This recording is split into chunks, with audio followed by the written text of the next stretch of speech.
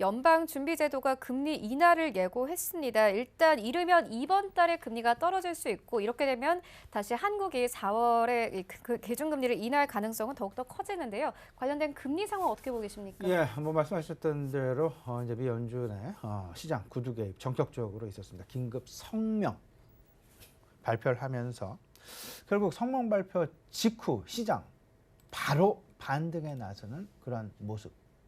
나스닥 시장의 주가 그래프, 일간 주가 그래프를 보면요.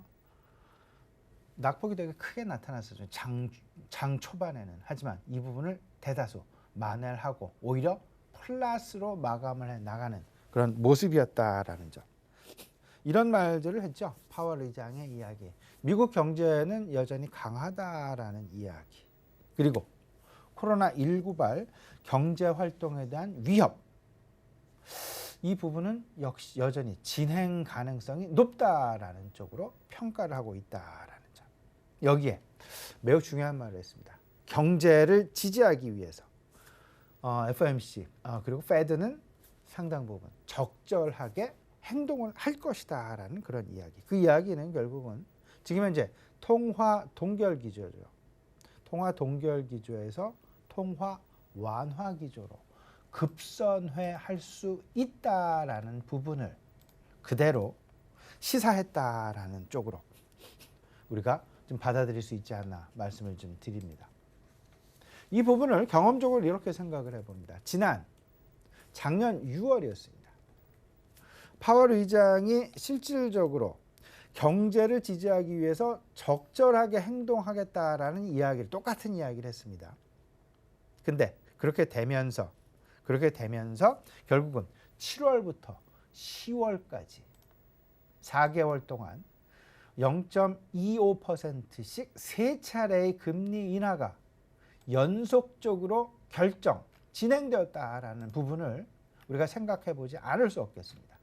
그리고 10월 달 그 문구 적절하게 행동하겠다라는 문구가 실질적으로 성명에서 빠지게 되면서 FOMC는 금리 인하 기조에서 금리 동결 기조로 다시 바뀌었다라는 점. 근데 이번에 똑같은 상황이 반복되지 않나 생각이 됩니다.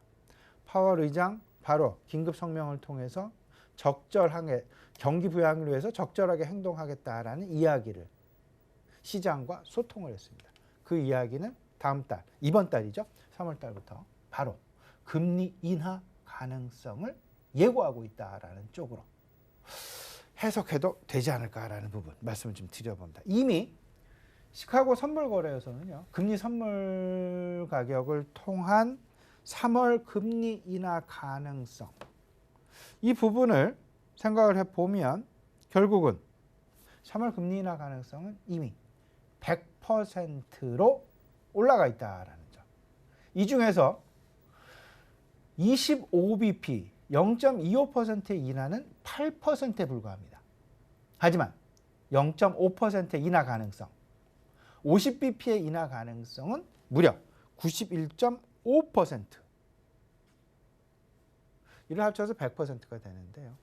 이번 3월 코로나19, 코비드19의 소위 말하는 팬데믹 공포가 확산이 되어진다라면 미국, 중국에 이어서 시장 내 유동성 완화, 이 속도는 평상시 수준의 25bp 수준이 아니라 50bp 수준 가능성도 우리가 열어놔야 될 것이다라는 점.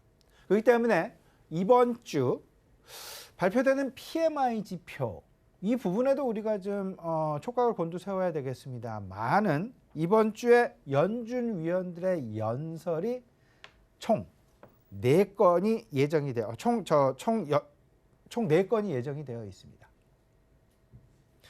이제 내일이죠. 클리브랜드 연은 총재 그리고 시카고 연은 총재 내일 연설이 대기를 해놓고 있고요. 수요일은 미국 베이지 발간입니다. 현재의 경기 판단 어떻게 하고 있는지 이 부분 주목을 해봐야 될 것 같고요. 목요일은 뉴욕 연은 총재 그리고 달라스 연은 총재 연설이 예정되어 있다라는 점.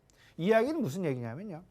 연준 위원들의 연설을 통해서 3월 FOMC 그들의 기조 선회 가능성을 우리가 엿볼 수 있는 그런 연설이 될 것이다라는 점. 특히나 지난주 금요일 파월 의장의 긴급 성명 이후 발표가 되는 연설이기 때문에 통화, FOMC의 기조변화 가능성 상당 부분 높을 수 있다.